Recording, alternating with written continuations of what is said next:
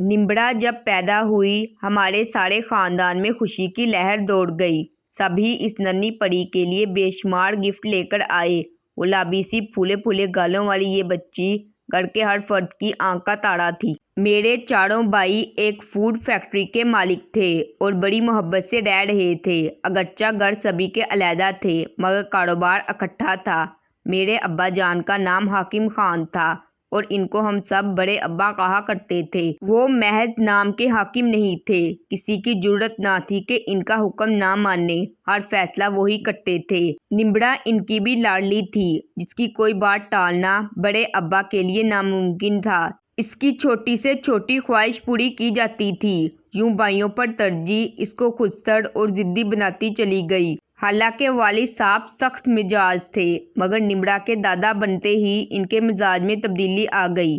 Inter پاس کرنے کے بعد موبائل، کمپیوٹر اور گاڑی جیسی سہولیات اس کے پاس آ گئیں۔ یہ درست ہے کہ ابا کے لحاظ کی وجہ سے دوستی کا دائرہ اتنا وسیع نہ تھا، لیکن انٹرنیٹ پر اس کی فرینڈشپ بہت زیادہ تھی۔ انہی دوستوں میں ایک علی بھی تھا جو اس کے سب سے قریب تھا۔ جب وہ آن لائن ہوتا نمبڑا کسی اور سے بات نہ کرتی۔ رفتہ رفتہ وہ اس لڑکے کے سحر میں گرفتار ہوتی گئی۔ علی کا تعلق ایک درمیانے گھرانے سے تھا۔ شروع میں اس لڑکے نے میری بھتیجی سے کافی جھوٹ بولے کہ وہ کینیڈا میں سیٹل ہے اور اس کا اپنا بزنس ہے۔ اپنی فیملی کے بارے میں بھی اس نے جھوٹ بولا تھا۔ یوں نمبڑا اس کی اندھی محبت کا شکار ہوتی گئی۔ اب وہ ہر لمحہ بے تابی سے اس کے فون کا انتظار کرتی۔ اکثر رات کے پچھلے پہر وہ فون کرتا، پھر یہ گھنٹوں بات چیت کرتے۔ اس معاملے کا نقصان یہ ہوا کہ وہ پڑھائی سے دور ہو گئی، بھی کام کی تیاری دڑی کی دڑی رہ گئی۔ ادھر اس کی شادی کی بات ہو رہی تھی۔ میرے چھوٹے بھائی کے بیٹے عمر کے لیے اس کو چنا گیا، لیکن اس کے دل کی خبر کسی کو بھی نہ تھی کہ وہ ایک اجنبی لڑکے کی چاہ میں مری جا رہی ہے۔ جب گھر میں اس کی شادی کی باتیں مسلسل ہونے لگیں تو وہ گھبرا گئی۔ کسی کو ہمدرد نہ پا کر علی کو فون کیا اور بتایا، میری شادی گھر والے عمر سے کرنے جا رہے ہیں، جبکہ میں ایک پل بھی تمہارے بغیر نہیں رہ سکتی۔ یہ سن کر وہ خاموش ہو گیا، جیسے اسے سانپ سونگھ گیا ہو۔ خاموش کیوں ہو گئے ہو علی، کچھ تو بولو۔ تو اس نے کہہ دیا، تم پھر عمر سے شادی کر لو نا اگر میرا انتظار نہیں کر سکتی۔ یہ جواب نمبڑا کے لیے خلاف توقع تھا، لیکن علی کے پاس اس کے سوا دوسرا کوئی جواب نہیں تھا کہ وہ اچھی طرح جانتا تھا کہ اس کے والد کبھی بھی اتنی دور اس کا رشتہ کرنے نہیں جائیں گے۔ اس روز نمبڑا بہت پریشان تھی، تمام رات روتی رہی۔ وہ یہ سوچ بھی نہ سکتی تھی کہ جس لڑکے پر اس نے اتنا یقین کیا وہ اس کو ایسا جواب دے دے گا۔ سوچ کر تھک گئی، آخر وہ اس کے ساتھ شادی کیوں نہیں کرنا چاہتا۔ عمر میں کوئی کمی نہ تھی، وہ خوبصورت تھا، تعلیم یافتہ تھا، اس نے ایم اے کر لیا تھا اور اب وہ والد صاحب کے ساتھ بزنس سنبھال رہا تھا۔ اس کی ماں بھی نمبڑا سے بہت پیار کرتی تھی۔ جانے کب سے وہ اس لڑکی کو اپنی بہو بنانے کے خواب دیکھ رہی تھی۔ آخرکار میرے والد صاحب یعنی نمبڑا اور عمر کے دادا ابو نے فیصلہ کر دیا اور منگنی کا دن مقرر کر دیا گیا۔ اس کے بعد ہر دن نمبڑا کے لیے قیامت بن گیا۔ نمبڑا بہت بے چین رہنے لگی۔ وہ روز علی کو فون کرتی، کہتی، پلیز کچھ کرو، جلدی اپنے گھر والوں کو بھیجو۔ اس سے کیا ہوگا؟ کیا تمہارے دادا ابو اپنا فیصلہ بدل لیں گے؟ ہاں مجھے یقین ہے، کیونکہ وہ مجھے بہت چاہتے ہیں علی، میں روؤں گی تو وہ میری بات نہیں ٹالیں گے۔ کچھ دن بعد جب نمبڑا نے اس کو قسمیں دیں تو علی کو آخر سچ بولنا ہی پڑا۔ اس نے بتا دیا کہ اس کا تعلق پنجاب کے ایک چھوٹے سے گاؤں سے ہے اور خود ایک نٹ کیفے میں ادنا سا ملازم ہے۔ کبھی روزگار ملتا ہے اور کبھی نہیں ملتا، لہٰذا وہ نمبڑا سے شادی کے قابل نہیں ہے۔ اس کے ساتھ کسی بھی خوشحال گھرانے کی لڑکی اچھی زندگی نہیں گزار سکتی۔ اگر اچھی زندگی گزارنی ہے تو عمر تمہارے لیے بہترین ہے۔ نمبڑا اس کی طویل میل پڑھ کر سکتے میں آ گئی۔ کچھ سمجھ میں نہیں آ رہا تھا کہ کیا کرے۔ میں نے نمبڑا کو کافی سمجھایا کہ خوابوں کی دنیا سے نکلو اور حقیقت کی دنیا میں واپس آؤ۔ فون پر دوستی اور نیٹ کے ذریعے تعریف ایسی محبت میں کچھ نہیں رکھا۔ چاہیے تو یہ تھا کہ وہ علی کی جھوٹی محبت پر 2 حرف بیچ کر اپنے چچا زاد لڑکے عمر سے شادی کر لیتی، لیکن انکار کے باوجود علی کی لچھے دار باتیں بھی جاری تھی۔ جوں منگنی کا دن قریب آ رہا تھا وہ بجھتی جا رہی تھی۔ آخرکار اس کو بخار نے آ لیا۔ نمبڑا تو سب کی جان تھی، میرے چاروں بھائیوں کی اولادوں میں سے یہی اکلوتی بیٹی تھی۔ اس کی بیماری خاندان بھر کے لیے پریشانی کا سبب بن گئی۔ اپنوں کو اس قدر پریشان دیکھ کر ایک بار تو نمرا کے دل میں بدگمانی پیدا ہو گئی اور اس نے سوچا کہ جس کو میری کچھ پرواہ نہیں، کیوں نہ اس کی محبت پر 2 حرف بھیج دوں، مگر پھر دل کی دہائی سے وہ بے بس ہو گئی۔ جب ذرا طبیعت سنبھلی تو وہ کمپیوٹر پر تھی اور علی کی میل کا جواب دے رہی تھی۔ اس نے علی کو لکھا کہ وہ جو بھی ہے، جیسا بھی ہے، اسے قبول ہے، بس ایک بار وہ رشتے کے لیے گڑ آئے۔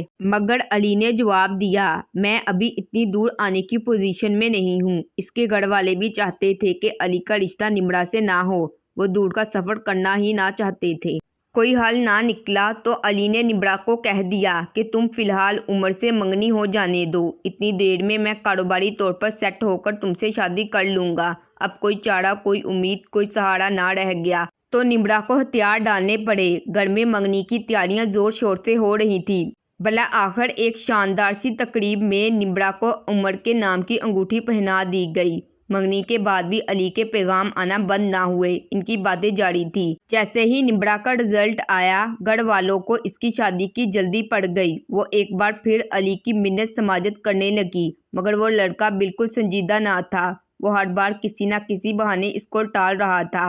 جب شادی کے دن قریب آ گئے تو اچانک علی نے نمرا سے رابطہ ختم کر دیا۔ نمرا نے بہت میلز کی، مگر کسی ایک کا بھی جواب نہیں آیا۔ ایک روز علی کمپیوٹر پر بیٹھا کسی اور نام اور آئی ڈی سے آن لائن تھا اور ساتھ ہی نمرا کی میلز چیک کر رہا تھا کہ ایک دم پریشان ہو گیا، اور اس کی پریشانی کی وجہ نمرا کی میل تھی۔ اس میل میں اس نے ایک انتہائی قدم اٹھانے کا فیصلہ کیا تھا۔ اس نے لکھا تھا، علی یہ مذاق نہیں ہے، اس کو تم سنجیدگی سے لو کہ میں پنجاب آ رہی ہوں۔ اگر تم فلاں دن فلاں وقت مجھ کو لینے کے لیے لاہور ایئرپورٹ پر موجود نہ ہوئے تو میں واپس کراچی نہیں جاؤں گی، بلکہ ریلوے اسٹیشن پر جا کر کسی ٹرین کے نیچے آ کر خودکشی کر لوں گی۔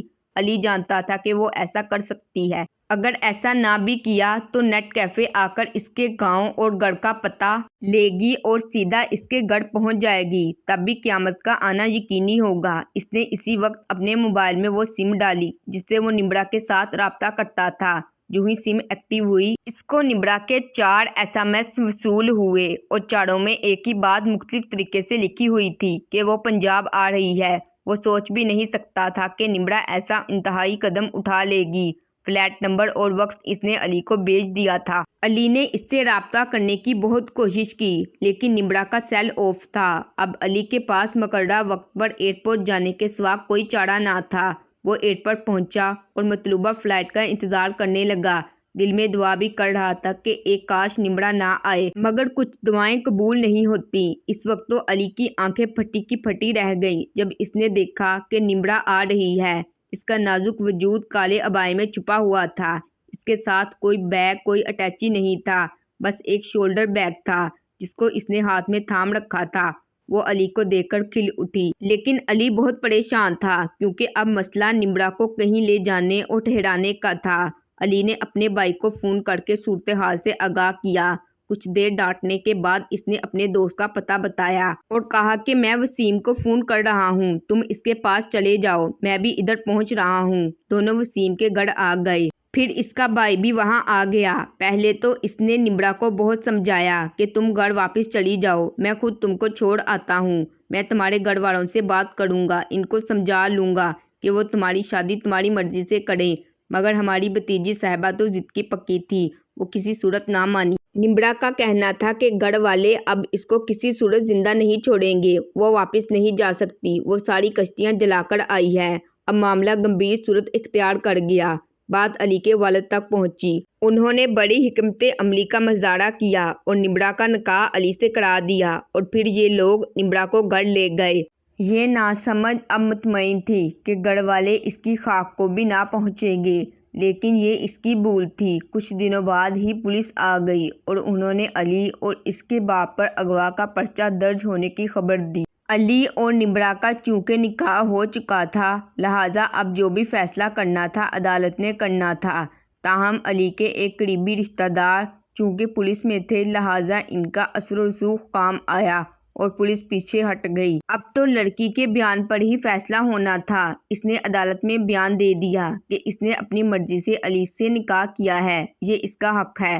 فیصلہ تو لڑکا اور لڑکی کے حق میں ہو گیا، مگر دوسرے دن نمرا کے ماموں آ گئے اور ہاتھ باندھ کر لڑکے کے والد سے کہا کہ اس میں ہماری بڑی بے عزتی ہے، اس طرح کی شادی آج تک ہمارے خاندان میں نہیں ہوئی ہے، برائے کرم فی الحال ہماری لڑکی کو ہمارے ساتھ بھیج دیجیے، وعدہ ہے کہ کچھ دنوں بعد ہم اس کو اپنے گھر سے عزت کے ساتھ رخصت کر دیں گے۔ ماموں بڑے شریف اور پرہیزگار تھے، وہ لوگ پریشان ہو گئے کہ اب کیا کریں۔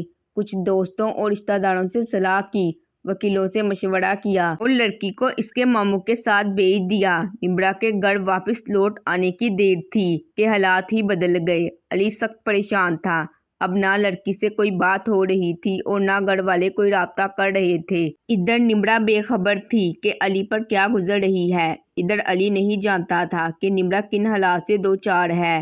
1 سال کا عرصہ بیت گیا، پھر ایک دن علی کو نمرا کی طرف سے خلا کا نوٹس آ گیا۔ علی کے لیے کراچی جا کر اس مقدمے کی پیروی کرنا بہت مشکل تھا، بلکہ ناممکن تھا۔ نمرا نے کن حالات میں یہ نوٹس بھجوایا تھا وہ نہیں جانتا تھا، اس نے پہلے ہی نوٹس پر اسے طلاق بھیج دی اور کہانی ختم ہو گئی، مگر یہ کہانی ختم نہیں ہوئی۔ عمر نے نمرا سے شادی سے انکار کر دیا، مگر ماموں نے اپنی بانجی کے سر پر ہاتھ رکھا اور اسے اپنے گھر لے آئے۔ ان کا بیٹا لندن میں زیر تعلیم تھا۔ 2 ماہ بعد وہ پاکستان آیا۔ باپ نے کہا کہ اگر تم میرے اچھے اور فرمانبردار بیٹے ہو تو کہنا مان لو اور نمرا سے شادی کر لو۔ ولید نے اس وقت تو باپ کی بات مان لی، مگر جب شادی کے بعد نمرا نے رو رو کر ساری داستان غم سنائی تو اس کے دل پر بہت اثر ہوا اور وہ اس کو علی کے گھر لے آیا اور اس سے پوچھا کیا تم اس کو دوبارہ اپنانا چاہو گے، کیونکہ یہ ایسی لڑکی ہے کہ تمہارے بغیر ساری عمر ناخوش رہے گی۔ علی نے ایک لمحے سوچا، اپنے بڑوں سے مشورہ کیا تو انہوں نے انکار کر دیا،